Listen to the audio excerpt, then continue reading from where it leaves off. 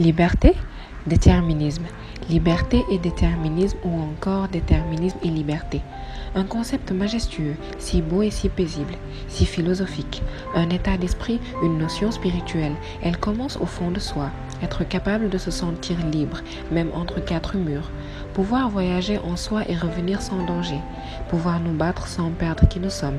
Écouter et comprendre ce que le monde a à nous dire, ce que nos émotions refoulent et nous cachent.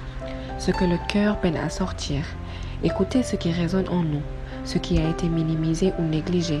Écouter et guérir le cœur qui a été abusé ou trahi. Écouter le corps, écouter l'esprit qui a été mal nourri. Réconcilier tous ces éléments qui font de l'être qui il est. Être en parfaite harmonie avec nous-mêmes, car les autres sont rarement le vrai ennemi. Mais il est vrai que rejeter la faute au dehors est plus facile que de l'affronter. Il y a des parties de nous qui ont besoin de voir, qui ont besoin d'être écoutées.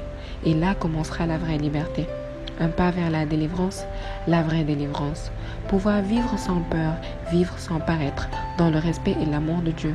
Pouvoir aimer sans doute, aimer sans crainte, aimer à en avoir le souffle court. Pouvoir donner sans attendre, donner sans compter, donner jusqu'à être tellement riche. Ne plus avoir peur d'être vulnérable, d'être faible, de ne pas être assez fort ou assez courageux.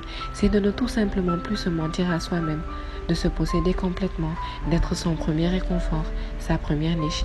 Assumer ses différences, chérir ses particularités, se détacher des préjugés et des regards, célébrer ses failles, ses douleurs et ses choix, se libérer de ses démons.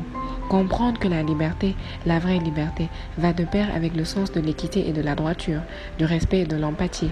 Que la notion de liberté ne veut pas dire aller à l'encontre du système ou des personnes, que ce n'est ni une rébellion ni une lutte contre le monde, que notre liberté ne s'arrête pas forcément là où commence celle de l'autre, mais que nous devons rester libres tout en respectant l'humain, les êtres, la nature, le monde et l'univers. Car pour être libre, il nous faut des valeurs, des principes, mais surtout de la morale. Libre comme le vent qui caresse la peau, libre comme l'oiseau qui vole avec insouciance, libre comme l'océan qui étend ses eaux, libre comme la chenille qui devient papillon, libre comme l'enfant qui n'a que son cœur pour comprendre et que son âme pour aimer, libre tout simplement.